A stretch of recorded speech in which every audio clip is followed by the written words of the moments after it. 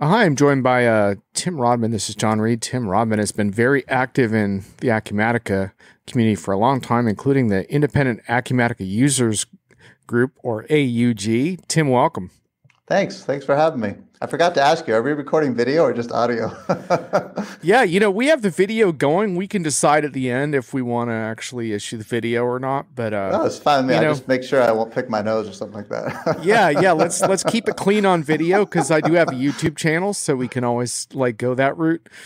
But yeah, if the bandwidth gets crappy, we'll shut down the video. But at the moment, we're rocking.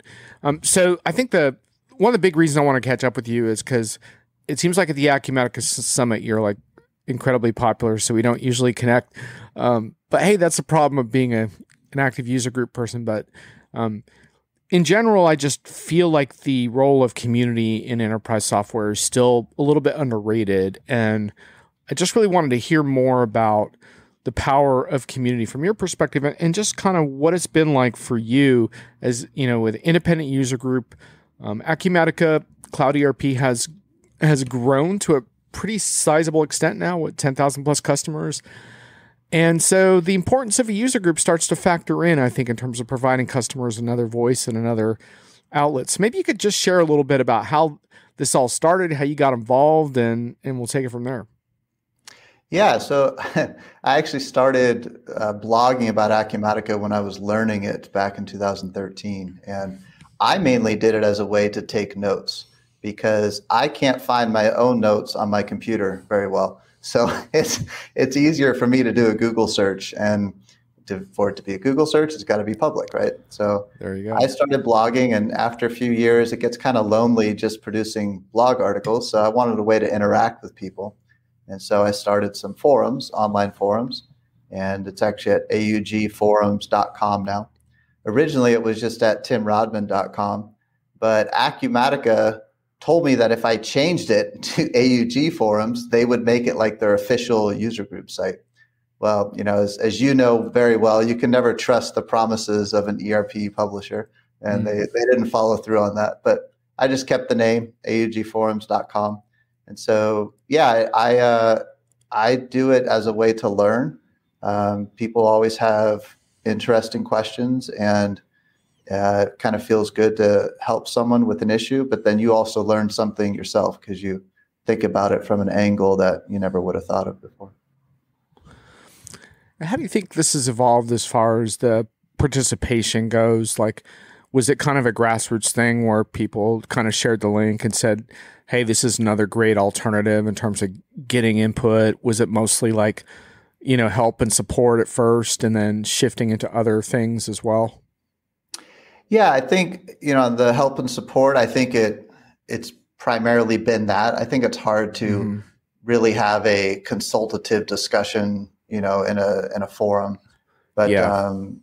so I think it's primarily been that, and it was the only option at the time. So it was definitely a grassroots thing. And when I started the forums, I didn't want it to just be me. So I created some Muppet characters, Kermit the Frog, Miss Piggy, and some others, and would just sort of interact with myself just so I wasn't the only person. And then, other people joined. And then, so that was the only option in terms of a forum out there for Acumatica. And a couple of years later, Acumatica then created their own. And, of course, the traffic on their community.acumatica.com site is way higher now than augforums.com because they promote that to all their customers. Sure. And yet there's still kind of a role for your forum. How do you see that? Yeah, I tend to focus more on reporting. So I've noticed that the posts that still come through on augforums.com are more reporting focused. Also, I have no contractual relationship with Acumatica. So, if we want to complain about pricing of the product or something like that, that's a place you can do it without getting censored. But the traffic's definitely down, but it's not as far down as I thought it would be. When I look at the stats, it's down a little bit. So I don't know exactly why that is, why people still post, but yeah, it's still going. Yeah, it sounds like that the combination of having like more of a open environment is good. I think that's healthy. And then, like you said, reporting probably is, I would guess, is probably factoring in heavily just because, well, a couple things, right? I mean, there's, we're at a point now with enterprise software where, getting better reporting and analytics and making better decisions and things like that out of the software has become increasingly important. And then I think also in an Acumatica context, there's a lot of questions from customers around the best approaches to reporting and exploring third-party tools of various kinds. I would think that you probably attract a fair amount of people with those questions. Yeah, I think reporting in general for any ERP system is probably one of the biggest reasons why people change systems, right? They can't get the information they want. So it's always, I think, a popular topic and an important topic for enterprise software. And do you feel you've made some pretty good strides in terms of like helping Acumatica customers think about that? I know that you focus on it. So what have you kind of learned in terms of how to best approach this reporting topic? Yeah, good question. I think, it always comes down to, I think, two angles. One is understanding the tools that you have and understanding the third-party tools that are out there, and then knowing when to apply which tool in what situation, right? Before you even get into the nitty-gritty.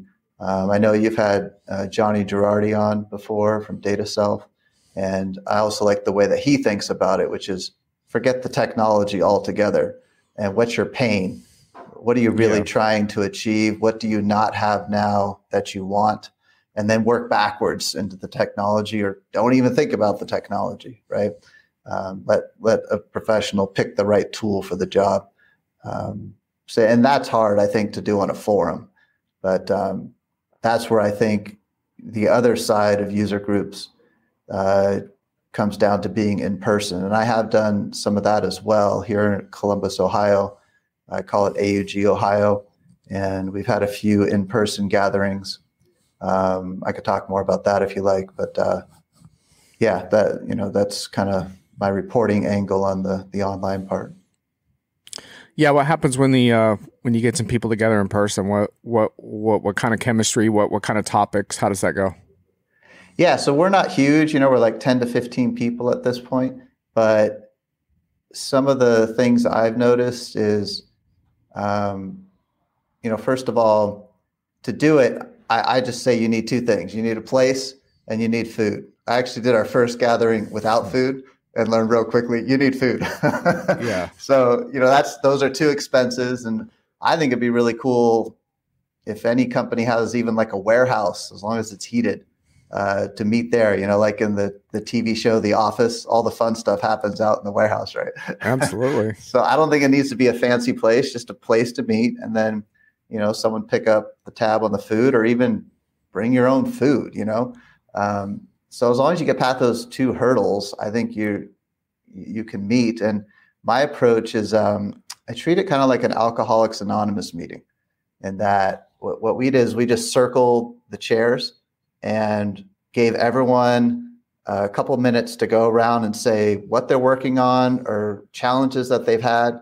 So that's how we start. There's no presentation. We just went around, and that really breaks the ice. And then we still had the room for a couple more hours, and it just became side conversations. We did that the first few gatherings. I think we're kind of at the point now where we might have some presentations, but I would really want it to be informal, because for me, when I go to a gathering, I just sort of I have to sit through the PowerPoint, but really why I'm there is to talk to people afterwards. And so by going around the room, you get to hear from everyone, and you kind of get an idea of who you want to talk to afterwards about whatever specific things they're facing. And then you've got the time for that while you're eating or whatever. And so you can't really do that online. I think a lot of it comes down to trust. Several times we've had someone we're talking about something and we're like, why don't you just plug in your laptop to the screen so we can all see it, right? And people aren't hesitant to do that in a room of people. If you're online, there's just some sort of creepy, I don't know who's recording this. I don't really understand the technology, right? But in a room full of people, and they're the only ones who can see it, there's a level of trust there that you just can't do when you're online. Yeah, absolutely. I mean, I've tried to simulate some of that stuff online, and it can work at times. And I think sometimes people underestimate the online part. But one thing I will say, having gone to like more events too, is like on the ground this last year or so, is it also really makes the online stuff more viable when you've met in person too. I think it's interesting to combine those two a little bit. That in person meeting really grounds those relationships, and then I think makes the online stuff better too, in my opinion. What kinds of topics when, I mean, obviously we talked about reporting, but when you put a bunch of Acumatica customers together in a room, what kinds of things come up? Yeah, I think because Acumatica is so horizontal, and again, we're just 10 to 15 people in Ohio, but because it's so horizontal, like we've got one company that's more construction focused, another one that's more distribution focused, another one that's more manufacturing focused, right? So your common ground is not the industries. Your common ground is the platform, and so something like reporting comes up, or core features like business events in Acumatica that allow you to do notifications or dashboards, or just like we've also had conversations about just kind of Acumatica's cloud in general and like performance. Who do you go to for troubleshooting different things? Those type of more core functionality, just because that's common ground across anyone who's using the product. Yeah, I really like this notion that you can organize fellow users without like having to have some like organizational permission or some massive structure that, to your point, like you find a local sponsor, you get people in a room and see what happens. And, I used to put on some smaller enterprise events. And one thing I was always struck by is when customers started talking to each other and started sharing stories, and I would just kind of stand back and kind of listen to a little bit. And sometimes I would say to a friend of mine, like, that's thousands of dollars in consulting that they're saving right there, like, and more, because it's like, that's that perspective that they're not necessarily getting on their project, right? Those tips and tricks and different people to contact inside the vendor and different functionality. I mean, to me, like, I don't know if you feel the same way, but to me, that's gold. And I always wish like customers got to experience that more together. Oh yeah, I totally agree. And even to your point earlier, even if you don't get to that, you've built the trust now to take that online, even if it's just in an email. It doesn't have to be any fancy video interaction, right? Now I've got a relationship with someone that I can ask them about those more specific things, right? So yeah, no, I completely agree with you that it's like what you said, it's the perspective, right? I mean, consultants bring a needed perspective that customers don't have, but customers bring a perspective that consultants don't have, and both are very important. Yeah, and I think also you're going to manage your consulting relationships better if you have that perspective, because like my biggest sort of thing I try to push customers on when I meet them at shows is like to find a way to come up for air more and get more outside perspectives. And it's not always easy to do, right? Because you got project deadlines, you got family lives, you got all kinds of stuff going on. But at the same time, like you want to be able to go to your team and say, hey, there might be a better way of doing this, or should we ask our consulting firm about this, because, I think Acumatica's got a pretty healthy partner community overall, but that doesn't mean that there's not situations where it's good to be able to ask your partner a couple questions and say, hey, you looked into this approach yet? And so the more informed the customer is, the better I think that relationship's going to be versus just being totally dependent on an outside person, Yeah, and it is hard to do. I agree. And I think that's why I learned that food is important, because it's not just a professional gathering. And exactly. I know for me, there's I don't know if everyone's this way, but I realize I have like this much capacity in my brain for work. And then there's this other part of my brain that has capacity for non-work. And the more you can put, I think, a user group into that non-work capacity, it's sort of like, no matter how much I eat, I always have room for ice cream. There's like a different part for that And it's the same with when you are just having a gathering and there's food there, and it's not, you don't have an expected output from it, right? That things happen, right? That wouldn't even happen in a more professional gathering. So I think that's an important part. I think we've talked before about even just the element of fun, whatever that looks like, that's important to any type of community. It's not all productive. I would even use the word unproductive importance to it, I think. It's really interesting you say that, because I totally agree. And I think about that a lot in my line of work as well. Cause like when I do things like this, when I do like discussions like this, like I want them to be like informal and appealing enough to like listeners that I could imagine them listening to it on a weekend instead of maybe watching like some Netflix show, if they can push away from binge watching for a little bit. Like, I don't want them to think about like, oh, this is like I don't want them to put this in like the webinar bracket, you know what I mean? Of like, product information and stuff like that. Like, I want them to feel like, hey, I'm going to hang out with like John and whoever he's talking with for like a half an hour. And I think the same is true for like these kinds of in-person gatherings. Like, the more it becomes a cultural experience, I think the more of a difference it makes in people's lives. I think it's a good approach to try to take, as opposed to just like, let's just have some dry product information. Because I don't know, our brains can only absorb so much of that, and then we're just like, push away. Yeah, totally. And when you've been on these webinars, right? The first questions that start to come through is this being recorded? And I think it's exactly because of that. You're like, you hit saturation real quickly, and then you're just like, I want to make sure I have the recording to fall back on, for the stuff I'm missing, right? Yeah, totally.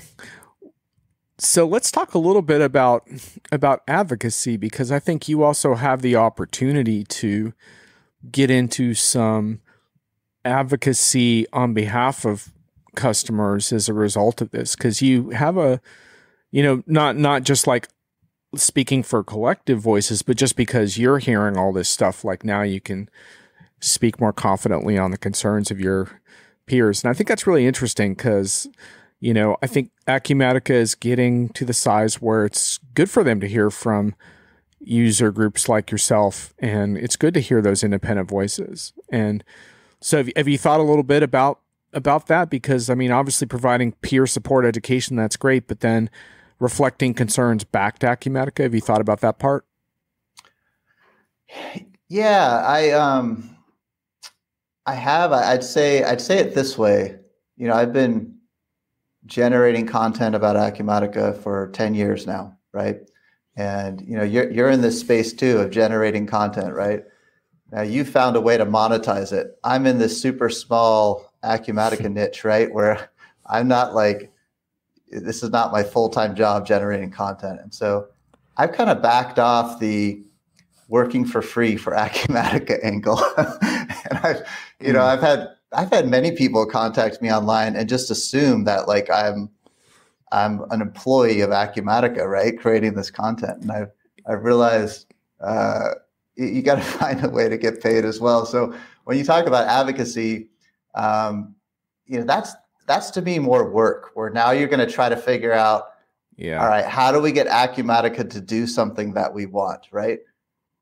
That's a lot of work, because then it gets political. It gets, you got to sit in meetings that become boring, right? And so I'm really actually not that interested in doing any more to help Acumatica build their product. If there's something that I really don't like, I'll just complain about it. I'm more like someone on social media who will just like poke the beast, but any more than that then becomes work, and I'm not getting paid for it. So I don't really want to go down that path.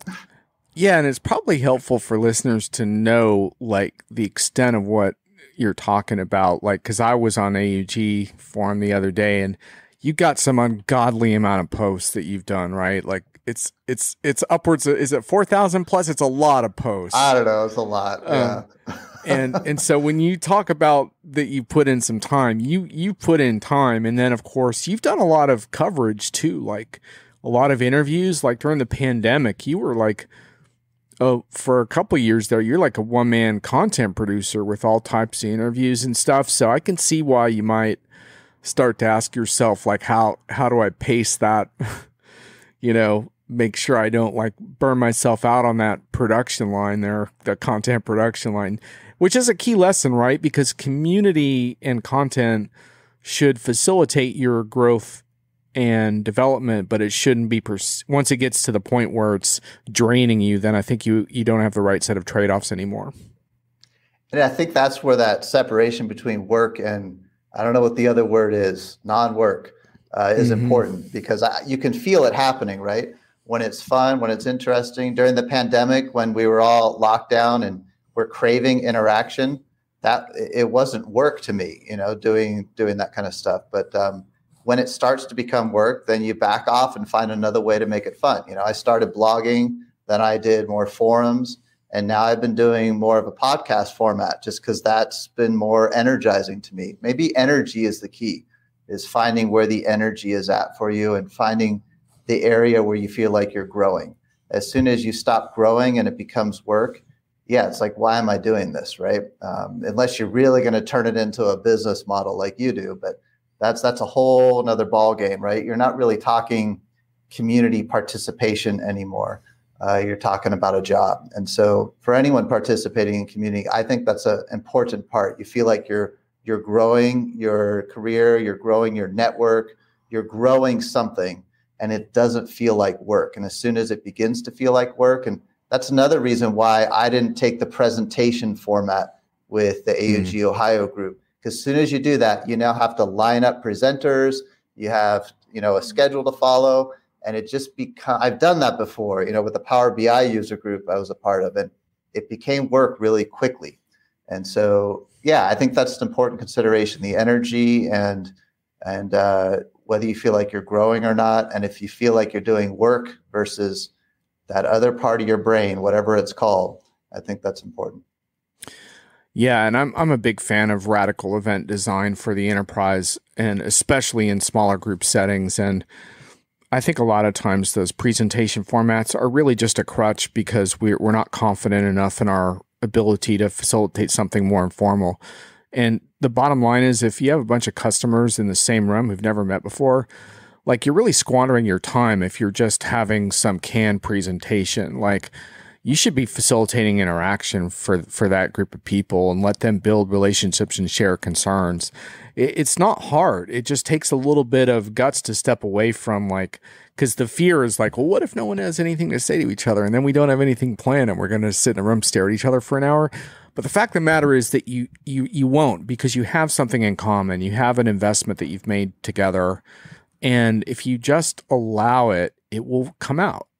And of course, you can certainly do things to seed those discussions and have a plan so you don't feel like you're flying without a net. But I applaud your determination to move beyond that presentation format, because not only, to your point, not only is it more work to prepare for in that sense, but I think it's also a really stale format. So stale is a good word for it. I totally agree.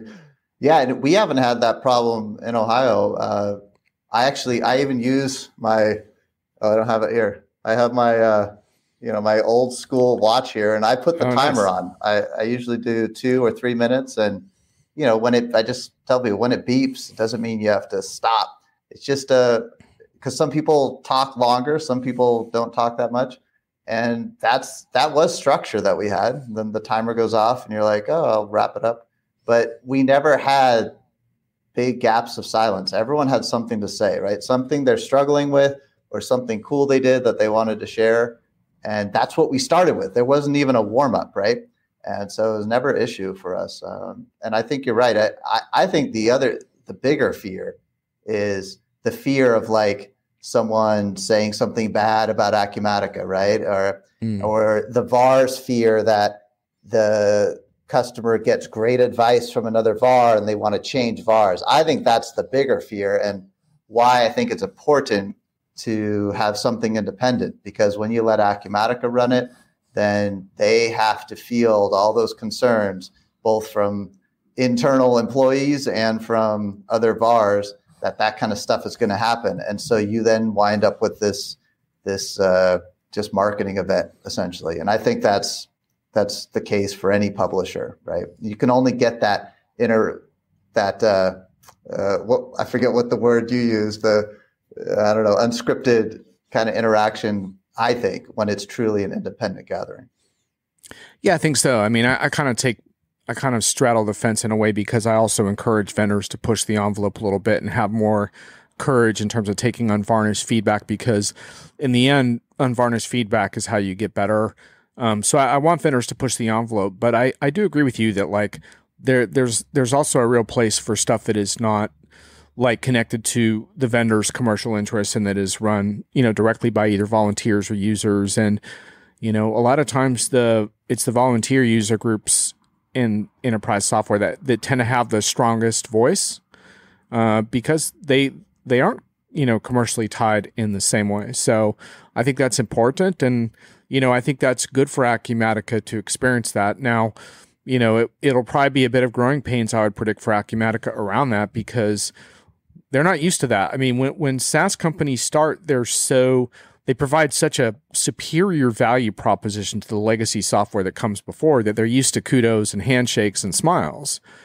And, they're not used to getting that type of unvarnished feedback, but that's what we all have to do, because we all have to get better all the time. And no vendor is above that, but I think it's a culture change for organizations, especially when they're used to because the fact of the matter is, yeah, they do provide a superior solution, in my opinion, to a lot of legacy products that they replace, but that doesn't mean that there aren't problems and issues. And I've heard plenty of those too. And that's where I think you need to welcome that. But to your point, I think there's a place where it's also good to say, look, we're going to have open conversations here, and we get to do that because we're independent. I love that.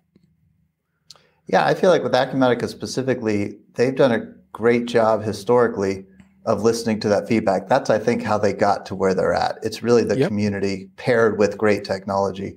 But I think you reach that point, and Acumatica's got a new CEO. There's definitely more of a corporate feel that I pick up even there at Summit. And there's just a fear, right, of losing what they built. So you just sort of almost subconsciously start to resist that unvarnished feedback, right?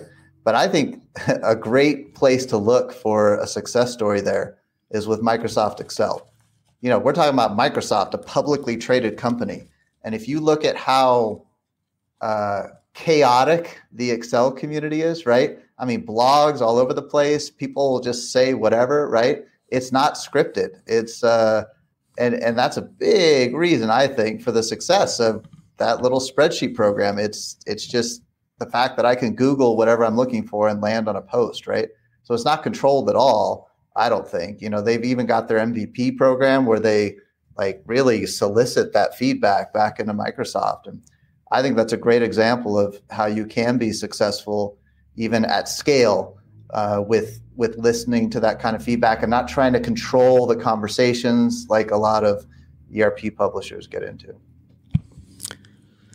Yeah, well, I think those are good lessons, and hopefully that'll be something that Acumatica can take to heart, because I think you're absolutely right. And there is definitely such a thing as growing to a point where things do feel more corporate in companies, and some of that can be healthy as far as certain processes that they need to be in place. But to your point, I think there should always be a little bit of an appetite for those underground conversations and that culture that got you to that point, and you never want to lose that for sure. And so, I think smaller groups like yourself and even some of the I've seen a few of your outspoken LinkedIn posts as well, and I think that's good. Community should have stuff like that. And, I hope that Acumatica will continue to be one of those vendors that says, hey, when I see something like that, I'm going to make a note of it, and I'm going to come back in a year and say, hey, have we gotten any better? I remember one time I had a dealing with a vendor executive that I really was impressed with. He worked for a large vendor that's not associated with transparency, so I'm not going to name the vendor, but the thing I really liked about him is not associated with transparency. I like that line. Yeah. But the thing I really liked about him is that we were working on some concerns around developer advocacy and free access to developer tools. And every year he would come back and say, have we got it right yet? And I love that. And then he'd open it up and we'd be like, you're 70% there. And you still got to do this, this, and this. So he'd go away, come back 6 months or a year. Have we got it right yet? I love that. I mean, isn't that the whole point, right? So if you suppress and ignore and disregard the open commentary, then you lose the chance to improve. No, that's a great point. Yeah. And, like you said, there's benefits that come along with the corporate. I mean, even just Acumatica surpassing that 10,000 customer mark, to me, it's an indication of they're not under the radar anymore. And now there is a lot of benefit to that, right? And so, yeah, how to maintain that appetite and that curiosity and that listening, right? Even if you can't fix it, at least you're listening, right? Yeah. I think so far they've done that, and it's not easy to do because the bigger the thing grows, the more people involved. It requires a continual effort, I think, to keep that going, but it's important. So I want to come to close pretty soon, but I think one of the things I'd really like to help get across, because you kind of talked a little bit about hitting the wall in terms of like doing too much, but I also really want to get across like the power of what you have done, as far as like that you've approached the aspect of being part of the Acumatica community with a lot of creativity. Like you've kind of said, hey, what can I do? And you created some stuff. You created content, you created forums, and I would just sort of like to close with just a couple comments for listeners who may be customers or may have ideas like this. This is possible, right? I mean, this is the social media age. There's all kinds of places you can build out a little forum or group or kind of put your toes in the water here. So give us a little motivational speech on the value of doing that. Like why you should do it? Yeah. I think try to hide your burnout and give us some motivation here. Well, yeah, I wouldn't say I'm burned out. I'm just, I wouldn't say I'm burned out. I'm kidding. I'm always looking for something new, right? Something where you're growing. So yeah, why to do it? I think if you compare it to something that is a true business pain point, I'm struggling with something in the software and I don't have a great solution. You have now something at work that is a need, right? And then you go to the non-work part of your brain and you create something that's going to help address that need, but in an indirect way. So that's how you keep it separate and you keep the energy going, right? So do whatever. Like we're recording this on StreamYard. StreamYard, you can go do a live broadcast on a topic, right? You could write a blog post and publish it on LinkedIn. So you don't even need a platform. I started on WordPress.com. You can create a free website on WordPress.com. Then I eventually, bought my own URL and got a hosting thing, but you don't have to do that. You could fire up a website and do a blog post or do a guest blog post on a site like Diginomica or even on Acumatica's blog or someone else's blog, but you're getting your need out there. You have some fun creating it, and it maybe indirectly comes back and meets a need at work. So it's sort of like a circle, right? You worked on it in the non-work part of your brain, but then it comes back and benefits your company, and then maybe you repeat the cycle with another issue that you have. Yeah, and I think a big part of that is that you're not too inexperienced or novice to do it. Like, even if you haven't worked it all out, like you said, like maybe you haven't figured out all of Acumatica reporting yet, but you still have an important topic or question or something you're working on. Putting it out there. Yeah. Putting it out there is a great way to get better and smarter. What I've learned in this process is the newer you are, you're in a better position because the more you know it, you skip over stuff that someone who's new to it is thinking about, right? So I actually think when you're writing about something, you're better off if you're new to the topic because you're going to articulate it in a way that's easier for someone to understand because you're not going to make any assumptions. Yeah, I think that's a great point. And then I think the other really interesting lesson that you sort of alluded to in our discussion that I want to end on is I was kidding with you about taking on too much or whatever, but what you did do, I think, was over time you made course corrections based on like the energy you were putting in versus what you're getting back. And you also, it seems like you've gravitated to different formats and approaches, right? And so like if right now podcasting is bringing you the best sort of trade-off between time and what you get back, then that's your focus, right? So there's no one right way to do this, right? You kind of figure it out. Sounds like you kind of figured out the best way to sustain it based on your interests. And knowing that it'll change in the future.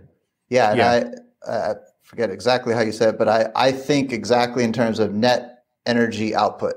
Whatever you put in, there needs to be more that you're getting out of it. And as long as that's the case, it's sustainable. Cool. Well, thanks a lot for sharing that. I've been wanting to hear more about how this all started for kind of a long time. So it's cool to get that. And I'm sure some other listeners are going to enjoy hearing how you created your own user group. That's pretty cool. Well, yeah, thanks for having me on. I enjoyed the chat. Absolutely. Thanks, Tim. I'll see you at the next Acumatica gig at some point here.